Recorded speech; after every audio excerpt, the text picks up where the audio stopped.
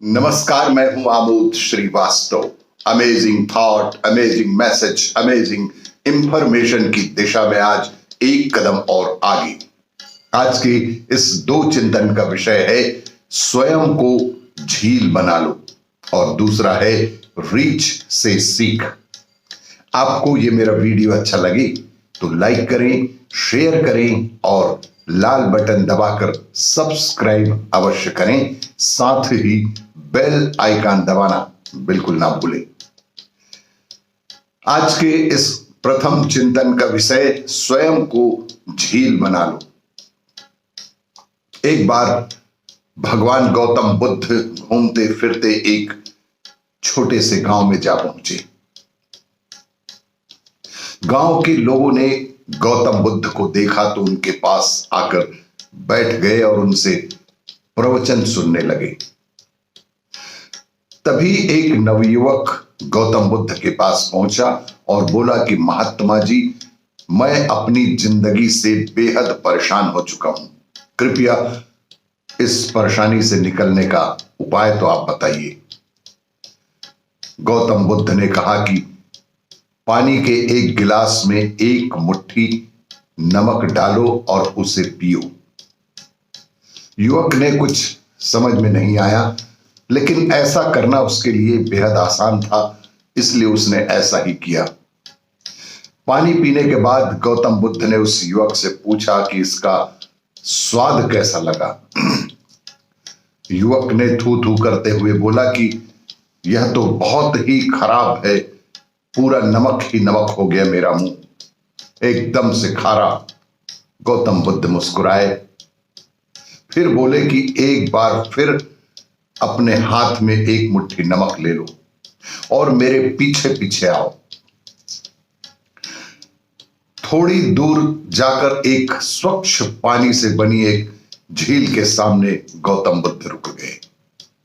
गौतम बुद्ध पुनः बोले कि चलो अब इस नमक को इस झील में डाल दो। युवक ने ऐसा ही किया। अब इस झील का पानी पियो। युवक ने पुनः झील से पानी निकालकर पिया। इस पर बुद्ध ने पूछा कि अब बताओ इसका स्वाद कैसा लगा। युवक बोला, इसका स्वाद तो बहुत मीठा है। इस पर गौतम बुद्ध बोले, जीवन के दुख बिल्कुल नमक के जैसा है। जीवन के दुख को बिल्कुल नमक की तरह इतना कम न इतना ज्यादा रखें। हम कितने दुख का स्वाद लेते हैं ये हम पर निर्भर करता है। दुख कम या ज्यादा नहीं होता, दुख को महसूस करने की मात्रा कम या ज्यादा होती है। हम कितने दुख का स्वाद लेते हैं ये हमारे स्वयं पर ही निर्भर करता है कि हम उसे किस पात्र में डाल रहे हैं। यदि गिलास में डालोगे तो पूरा का पूरा पानी नमकीन हो जाएगा, और यदि झील में डालोगे तो नमक गायब हो जाएगा। इसलिए जब तुम कभी भी दुखी हो तो सिर्फ इतना कर सकते हो कि खुद को बड़ा कर लो, खुद को ग्लास मत बने रहने दो और खुद को स्वयं को झील सा बना डालो। आज के इस दूसरे चिंतन का विषय रीछ से सीख। एक गांव में दो परम मित्र रहा करते थे। दोनों में बड़ी गहरी दोस्ती थी। एक बार व्यापार के सिलसिले में वे दोनों शहर से बाहर किसी अन्य गांव में चले गए और रास्ते में उन्हें एक बड़ा घना और भयानक जंगल मिला। चलते चलते वे काफी थक चुके थे और दोनों एक वृक्ष की छांव में कुछ देर विश्राम करना तय किया। और विश्राम करने के लिए वृक्ष के नीचे लेटे उनमें से एक मित्र को की आंख लग गई, लेकिन दूसरा मित्र अभी भी जगा हुआ था, जाग रहा था। तभी उसे सामने से एक बड़ा सा रीछ आता हुआ नजर आया और वह डर के मारे अपने मित्र को नीचे छोड़कर पेड़ पर चढ़ गया। मित्र के वृक्ष पर चढ़ने की आवाज सुनकर दूसरे मित्र की भी नींद खुल गई, पर जब तक वह कुछ कर पाता रीछ उसके बिल्कुल नजदीक आ चुका था।